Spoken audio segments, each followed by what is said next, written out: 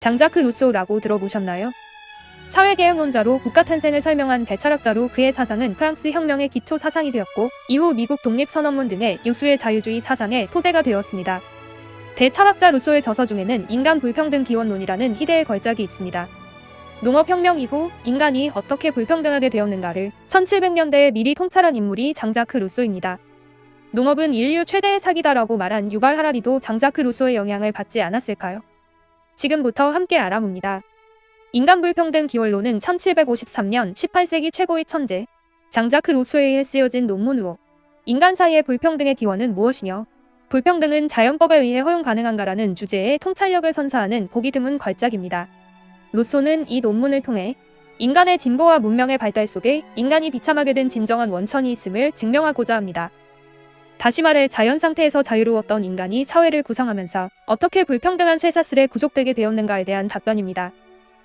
루소 당대의 철학가들의 주요 관심사는 자연 상태에서의 인간의 본성이었습니다.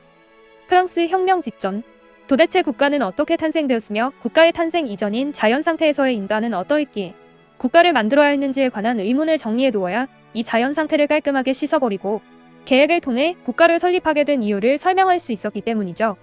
따라서 사회계획서를 언급한 토마스 홉스, 장자크 루소, 존 로크, 더 나아가 프리드리히 니체, 존 롤스 등이 주장한 자연 상태에서의 인간의 성질을 알아두어야 앞으로의 이야기가 술술 풀립니다. 먼저 자연 상태의 정의를 알아봅니다. 우주 사이에 저절로 된 그대로의 상태. 사회나 국가의 성립 이전, 인간의 본성 그대로의 생존 상태를 말한다. 자연 상태는 사회와 국가가 형성되기 이전의 상태로 인간이 인위적으로 만든 모든 도구와 문명의 산물들을 제거한 말 그대로의 자연 상태를 말합니다. 루소는 이 원초적 자연 상태의 인간은 무한히 넓은 자연에서 쉽게 음식을 찾고 홀로 떨어져 살았기에 공격적이 되거나 적과 다툴 이유가 없었고 자족적인 삶을 누리기 때문에 누구에게도 예속되지 않습니다. 고독하고 무사태평하고 강인하며 예측도 없는 그야말로 평화로운 상태입니다. 자연 상태의 인간에 있어 가치는 오로지 안락과 자기보존에 있으므로 그들에게는 선악의 개념이나 미덕과 악덕의 개념조차 없습니다. 즉 자연 상태의 인간은 악하지 않았고 악해야 할 이유조차 없었다는 얘기죠. 또한 루소는 자연 상태의 인간에게는 자기보전 외에 연민과 동정심이란 감성이 있었기에 타인에게 위해를 가하지 않는다고 합니다. 동정심이란 타인이 고통스러운 것을 보고 싶어 하지 않는 마음입니다. 그 대상은 인간뿐 아니라 모든 감성적 존재, 즉 동물까지 포함합니다. 자연 상태에서 자유를 발현할 때 다른 사람에게 갖는 연민과 동정심은 일종의 조정장치로 작용해 타인을 해하려 하지 않기 때문에 평화로운 상태가 유지될 수 있었다고 루소는 추론합니다. 이렇게 자연 상태에서 인간들은 쉽게 자족하고 행복감을 느끼는 자유로운 주체로서의 평등한 삶을 누릴 수 있었습니다. 자연 상태의 사람들만큼 온순한 자들은 없었으니 그들은 자연에 의해 짐승들의 어리석음과 문명인의 꺼림칙한 지식의 중간에 놓여 본능과 이성에 따라 자기를 위협하는 악으로부터 몸을 수호하게 되었고 타고난 연민으로 인해 해를 끼치지 않도록 스스로를 억제할 수 있었으며 남에게 피해를 입었다 하더라도 상대를 해칠 마음이 들지 않았다. 존 로크의 격언과 같이 소유가 없는 곳에 바르지 못한 일이 있을 수 없기 때문이다. 그러나 점차 사람들의 수가 늘어나고 자연재해 및 다른 동물들과 먹이 다툼을 벌이는 일들이 자주 발생하면서 인간과 자연 사이의 균형은 깨어지고 반대로 인간과 인간 사이의 관계가 밀접해지면서 공동체가 형성됩니다. 국가가 탄생된 것이죠. 이때부터 인간은 타인에게 인식되게 되고 가장 힘이 센 사람이나 재주가 좋은 사람, 언변이 좋은 사람 등이 존경을 받으며 허영심과 경멸이 태어났고 수치심과 부러움이 생겨납니다. 인간이란 존재가 타인의 시선에 의해 정의되기에 이른 것이죠. 이것이 바로 인간들 사이의 불평등, 악덕을 향한 첫걸음이 됩니다. 이후 농업이 발달하면서 수확량이 기하급수로 늘어나자 잉여농산물을 관리하는 사람들이 생겨나며 그들이 힘을 가지게 됩니다. 이때부터 사물과 접촉하는 생산자와 그들을 관리하는 관리자로 점차 세분화되며 관리자는 사물과 접촉하지 않아도 권력을 지니게 됩니다.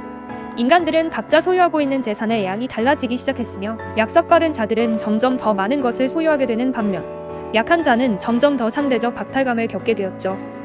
이로써 인간의 가치가 존재 그 자체에서 소유를 욕망하는 것으로 변질되면서 평등이 깨지고 무질서의 세상이 도래하여 지금에 이르게 됩니다. 어떤 땅에 울타리를 두르고 이 땅은 내 것이다라고 말하리라 생각하고 다른 사람들이 그런 말을 믿을 만큼 단순하다는 사실을 발견한 최초의 인간이 문명사회의 실질적인 창시자이다. 인간 모두에게 속했던 자연 상태의 땅을 인간이 분할하여 소유하게 되면서 인간은 자유를 상실하게 됩니다. 토지를 나누어 소유하는 사유재산제도가 생겨나면서 부자와 빈자가 생겨나고 주인과 노예가 만들어진 것이죠. 나아가 부자들은 약자를 보호한다는 명분으로 법령을 만들어 지배자와 피지배자의 불평등을 영구화하기에 이릅니다. 권력을 가진 사람들이 법과 준칙을 통해 자신들의 신변을 보호하고, 불평등은 법에 의해 합법화되고, 노동자들의 노동은 자본에 의해 예속되는 상황에 이르게 된 것입니다. 이것이 바로 루소가 말하는 인간 불평등의 기원입니다. 어린애가 노인에게 명령하고 바보가 현명한 사람을 이끌며 대다수의 사람들이 굶주리고 살아가는데 꼭 필요한 최소한의 것마저 갖추지 못하는 한국에서 한쪽의 사람들에게는 사치품이 넘쳐난다는 것은 명백히 자연의 법칙에 위배되기 때문이다. 루소는 인간의 불평등은 결코 바람직한 것이 아니며 우리가 굳이 불평등한 조건을 수용하면서 힘겹게 살아야 할 당위성 또한 없다고 이야기합니다. 루소의 사상은 우리에게 자연으로 돌아가라고 말합니다. 이 말은 다시 원시시대로 돌아가 야생의 오랑우탄처럼 살라는 것이 아니라 자연 상태의 그 평화로움을 회복하라는 것으로 해석해 볼 수 있습니다. 그렇다면 우리는 어떻게 그 평화를 회복할 수 있을까요? 그에 대한 루소의 답변은 백그라운드 2권에 수록된 그의 대표작 사회 계약론에서 찾아볼 수 있습니다. 수고하셨습니다.